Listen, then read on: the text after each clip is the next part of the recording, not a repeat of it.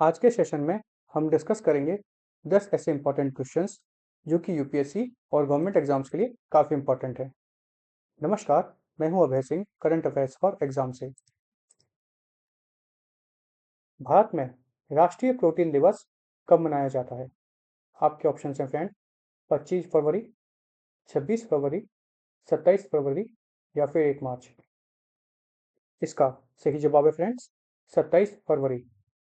हर साल 27 फरवरी को राष्ट्रीय प्रोटीन दिवस सेलिब्रेट किया जाता है, जो एक सिंपल डाइट डिमांडे नहीं बल्कि इंडिया के न्यूट्रिशन चैलेंज पर फोकस्ड एक अवेयरनेस मूवमेंट है।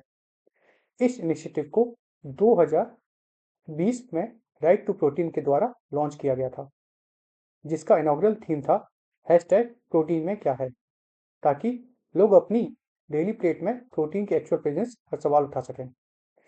इस कैंपेन का scientific base Indian council of medical research अर्थात ICMR की रिकमेंडेशन डाइटरी अलाउंस के बेस पर है, जो सजेस्ट करता है कि हर अडल्ट को अपने वजन का 0.8 से 1 ग्राम प्रोटीन लेना चाहिए पर किलोग्राम। मतलब अगर आपका वजन 70 किलोग्राम है तो कम से कम आपको 7 ग्राम प्रोटीन लेना 70 ग्राम प्रोटीन लेना चाहिए पर डे।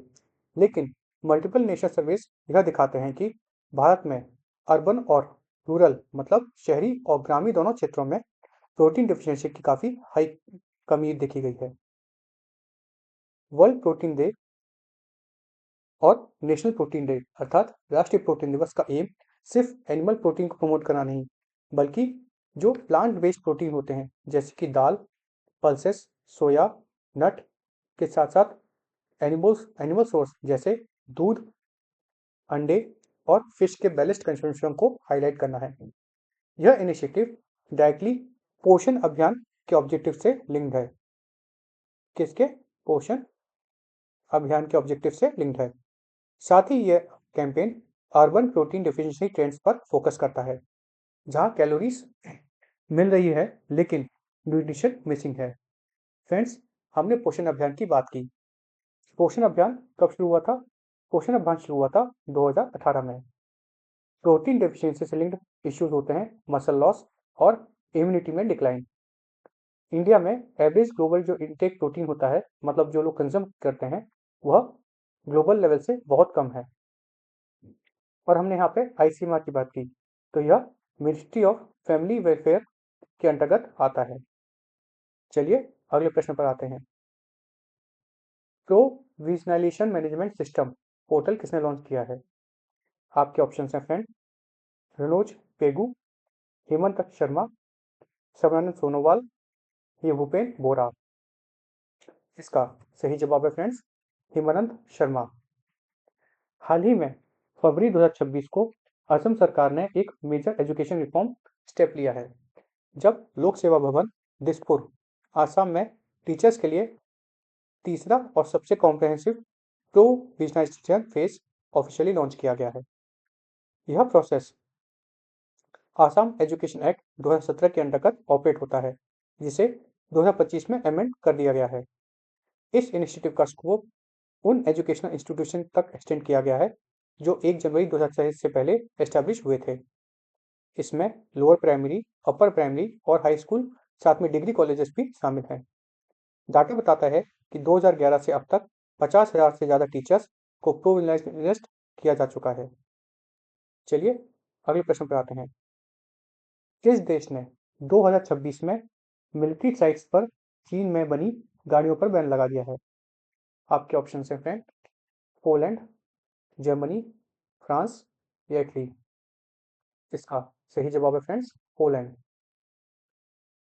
फरवरी 2026 में एक स्ट्रेटेजिक डिसीजन लिया गया, जब पोलैंड के चीफ ऑफ जनरल स्टाफ ने चीन से बनी हुई मैन्युफैक्चर्ड व्हीकल जो होती हैं, उन पर बैन अनाउंस कर दिया। यह बैन स्पेशली उन व्हीकल पर फोकस करता है जो सेंसिटिव मिलिट्री साइट्स के अंदर काम करती हैं।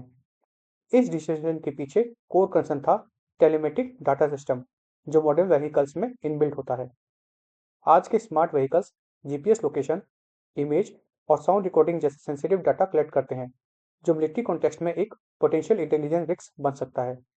इसी वजह से पोलिश मिलिट्री ने यह भी डिसाइड किया है कि ऑफिसर्स मोबाइल फ़ोन को व्हीकल के इंफोटेनमेंट सिस्टम से कनेक्ट नहीं कर सकते।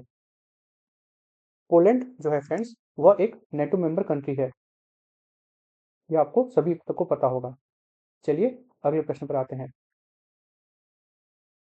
निम्नलिखित में से किस देश ने 2026 में मिलान कोर्टिना शीतकालीन ओलंपिक्स में महिला आइस हॉकी का स्वर्ण पदक जीता है?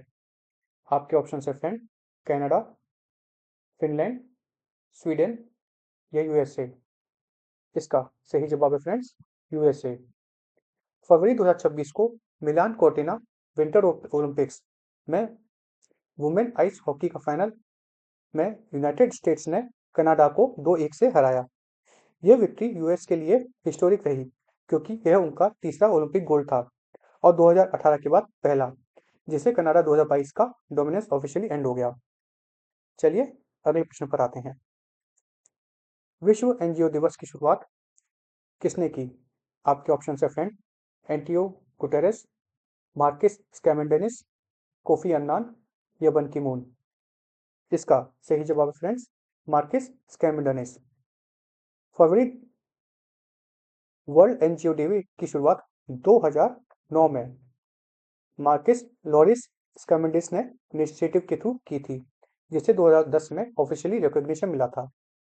पहली बार इस दिन को ग्लोबली 2014 में ऑब्जर्व किया गया था और तब से हर साल 27 फरवरी को यह दुनिया भर में एनजीओ अर्थात नॉन गवर्नमेंटल ऑर्गेनाइजेशंस के कंट्रीब्यूशन को ऑनर करता है। इंडियन कॉन्टेक्स्ट में देखा जाए तो एनजीओ का कॉन्स्टिट्यूशन सपोर्ट भी मिलता है। इंडियन कॉन्स्टिट्यूशन का आर्टिकल 19(1) सी सिटीजन्स को एसोसिएशन और यूनियंस बनाने का फंडामेंटल राइट देता है, जो सिविल सोसाइटीज को डेमोक्रेटिक फ्रेमवर्क का इंटीग्रल हिस्सा बनाता है। चलिए अगले प्रश्न पर आते हैं। 22वां Upendra Nath Brahma soldier of humanity पुरस्कार किसे मिला है? आपके ऑप्शन है फ्रेंड, लोटसे तेसरिंग तोग्बे, दोरजी वांगबो, जैस्मिन पेमा। इसका सही जवाब है फ्रेंड्स, दोरजी वांगमो। भूटान की क्वीन मदर ग्यालुम आशी दोरजी वांगमो वांगचुक को एक प्रेस्टिजियस ह्यूमैनिटेरियन अवार्ड से सम्मानित किया गया है, जिसका award ceremony Bodoland university Kokrajhar Assam में आयोजित किया गया था। यह अवार्ड उपेंद्र नाथ ब्रह्मा ट्रस्ट के द्वारा दिया गया है, जो ह्यूमैनिटेरियन सर्विस और सोशल डेवलपमेंट और इंक्लूसिव ग्रोथ के लिए काम करने वाले लोगों को रिकॉग्नाइज करता है। चलिए अगले प्रश्न पर आते हैं। ई सांख्यिकी के लिए एमसीपी सर्वर किस मंत्रालय ने लॉन्च किया है? आपके ऑप्शन है फ्रेंड, एमओएसपीआई, माइटी, नीति या डीओपीटी। इसका सही जवाब है फ्रेंड्स, एमओएसपीआई। एमओएसपीआई क्या है फ्रेंड्स? तो एमओएसपीआई है ministry of statics and programme implementation. अच्छा फ्रेंड्स, यहाँ पे ये माइटी का फुल फॉर्म क्या है? तो इसका फुल फॉर्म है मिनिस्ट्री ऑफ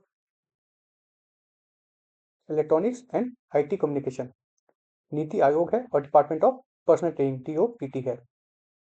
भारत में एनएसओ जो मिनिस्ट्री ऑफ स्टैटिक्स और प्रोग्राम इम्प्लीमेंटेशन एमओएसपीआई के अंडर फंक्शन करता है, ने हाल ही में फरवरी 2026 को एमसीपी अर्थात machine to computer protocol server launch किया है।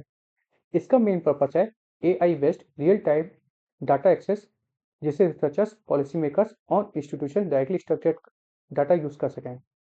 एमसीपी सर्वर की सबसे बड़ी खासियत यह है कि अब यूजर्स को लार्ज डाटा सेट डाउनलोड करने की जरूरत नहीं पड़ेगी, क्योंकि एआई सिस्टम सीधा सर्वर से रियल टाइम डाटा क्वेरी कर सकते हैं। इसका बीटा वर्जन हाल ही में PLFS periodic labour force survey, CPI consumer price index और IIP index of industrial production जैसे क्रिटिकल डाटा एसेट्स शामिल किए गए हैं। चलिए अगले प्रश्न पर आते हैं। IWLF नेशनल्स 2025-26 में एलीट महिला 63 केजी का खिताब किसने जीता है?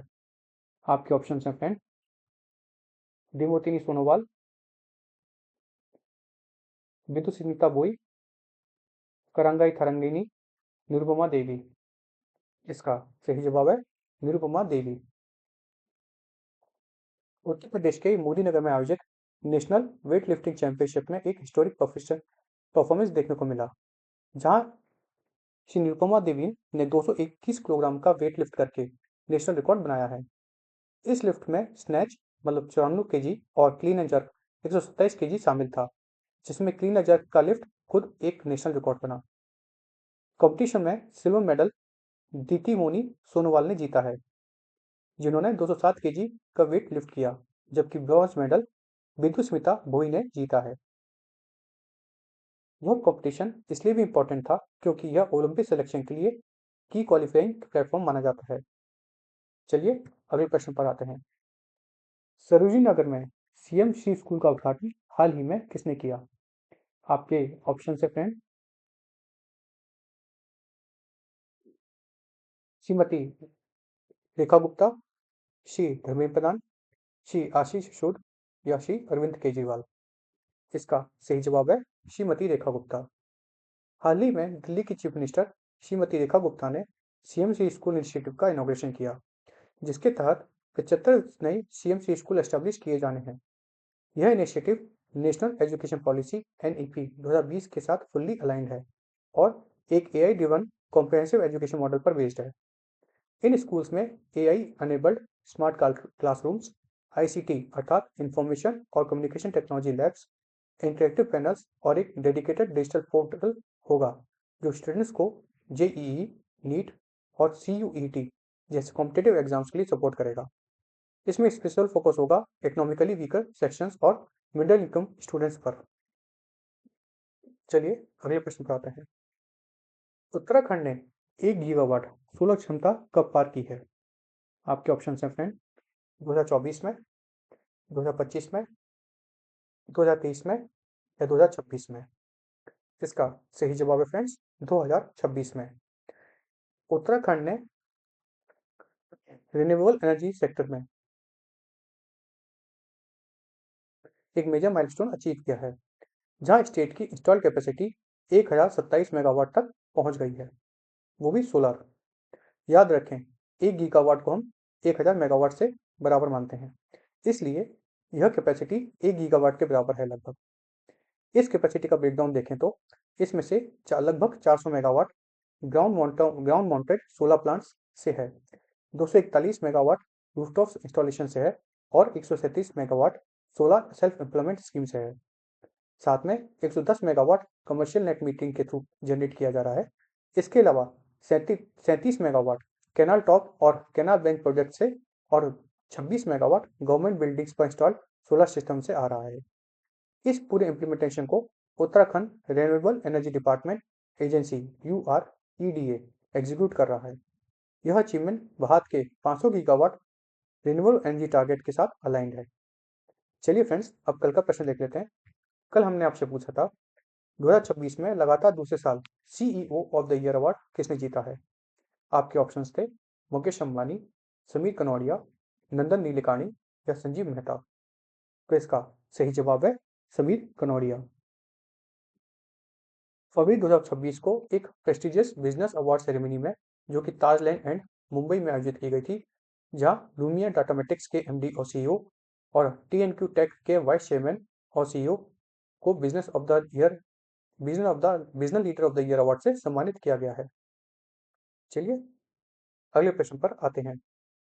चलिए कल के लिए प्रश्न देखते हैं। कल की हमारा आपसे प्रश्न है 2026 में 78वां जोबी नेशनल डे कहाँ मनाया जाएगा?